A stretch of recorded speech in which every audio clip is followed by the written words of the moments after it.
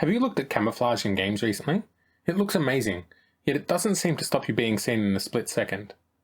Is that a limitation of the technology, or is it by design? Let's have a look at some of the techniques and try recreating some of the ways game developers make camouflage look really good, while still allowing easy visibility of characters. First, let's break down what real camouflage is and how it works. Camouflage is used to hide what you don't want seen. In World War II, German forces painted their bunkers and fortifications in Normandy with skies and fences. Modern soldiers wear all kinds of patterns on their clothes and even paint their rifles. How does real camouflage work? One of the key aspects of camouflage is to break up any identifiable pattern, outline, or silhouette of what you're trying to hide. Camouflage will use three primary techniques for this. The first is matching colour to the environment. Armies use various sets of outfits and shades of greens and browns to match forest, bush, and desert environments, for instance. The second is using patterns to trick the eye into not recognising any outline or shape. This is the typical blob, leaf, and digital patterns that you see on camouflage. And the third technique is changing the silhouette with nets and other coverings. This is why you see snipers covering themselves in netting and shrubs. So how do games make camouflage less effective?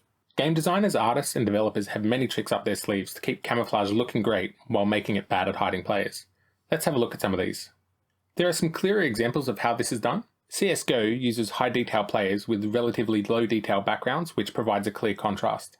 Look at the environment around the players in these clips. While there is a lot of detail to this environment, great care has been taken to ensure that there isn't a lot of high contrast or high frequency detail on the walls and textures that'll break up any character silhouettes. Paying careful attention to character silhouettes is just as important in semi-realistic games as it is in fantasy games. For instance, an easy win in World War II games is that the helmets were distinctive designs and can provide clues to the players when observing just the character silhouettes. Beyond these art decisions and directions, there are a number of lighting, texturing, and shading techniques that can be used. Let's look at a scene with relatively effective camouflage and implement some of these techniques to reveal the characters.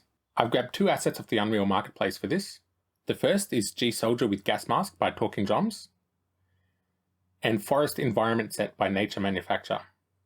In this first example, I've placed 3 soldiers in the scene. I've changed the tactical gear that the soldiers are wearing to use a camouflage pattern. Have a go at spotting all 3.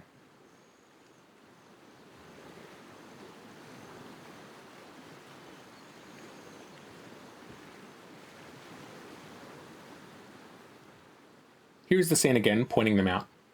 While it's not impossible to spot the characters, they are mostly in the open and they still don't jump out to the player. If you were running through this environment concentrating on the next objective or looting, it'd be easy to miss these threats, especially if they tried hiding better.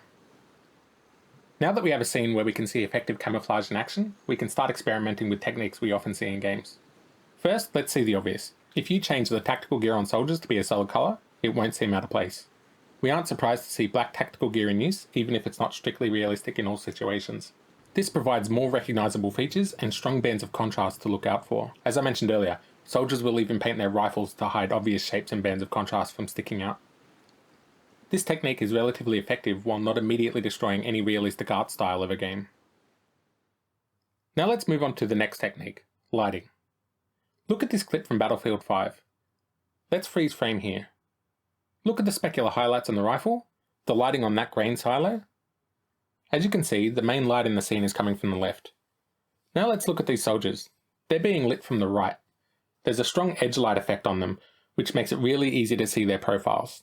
You can achieve this in many ways in most engines, but let's replicate it using one method in Unreal. If we find our soldier in the scene and scroll down to lighting channels, by default all objects in Unreal are affected by lights in channel 0. We're going to select these soldiers and set them to be affected by lights in channel 1 as well as channel 0.